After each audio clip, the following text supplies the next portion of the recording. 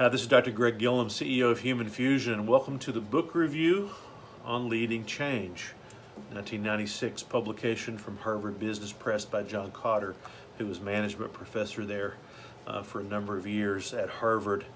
We're in step 3 now, the change process, developing a vision.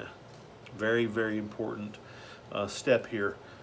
Why? Why is it essential that we develop a vision for our change process? Well, number one, it clarifies the direction that the company is going in. So if you know we're going up on that hill, then we can all walk towards that hill. We're not walking that way.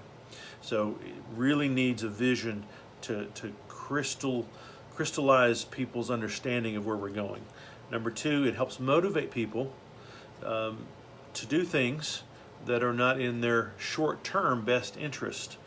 So if I've got a vision of where we're going, I can stand a little bit of pain on the first few steps of the journey. And third, it helps to coordinate action.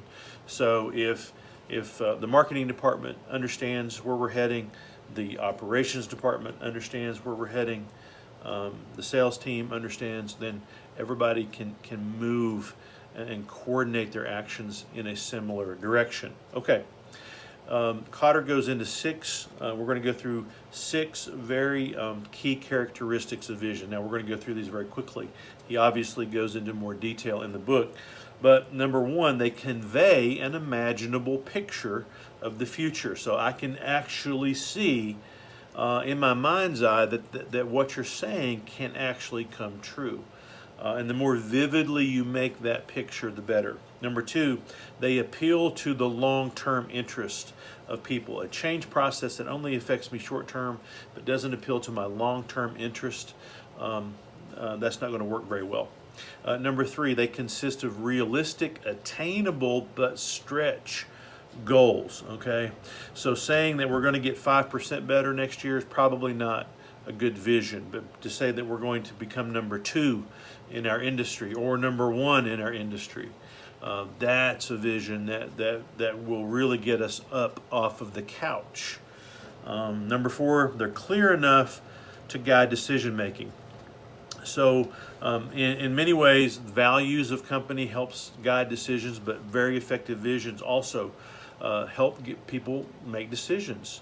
So they don't need to ask their boss every time they turn around if they know that what they're doing, their actions, their behaviors is affecting change towards this vision. And so it helps guide those behaviors. But they're flexible enough to allow individual initiative. So that's the key. Sort of tension that we're creating here. They're clear enough to guide direction, but they're flexible enough to allow people to make adjustments on their own. And then number 6, they're very easy to explain. So it's not a complicated algorithmic, mathematical equation. It's something that's very easy to explain, and everybody then can talk about it. Now, creating this vision is hard work. It's going to take a lot of dedication. It's going to be messy. It's going to be all over the place. Visions are not brought about in an easy fashion. That's why it's very essential that you have the sense of urgency that we talked about in step 1.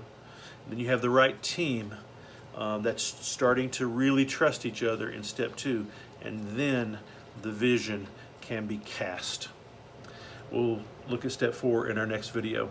And if you like these types of management-related videos, please subscribe to Human Fusion, and we'll keep you up to date on all the latest management trends that are affecting your practice today.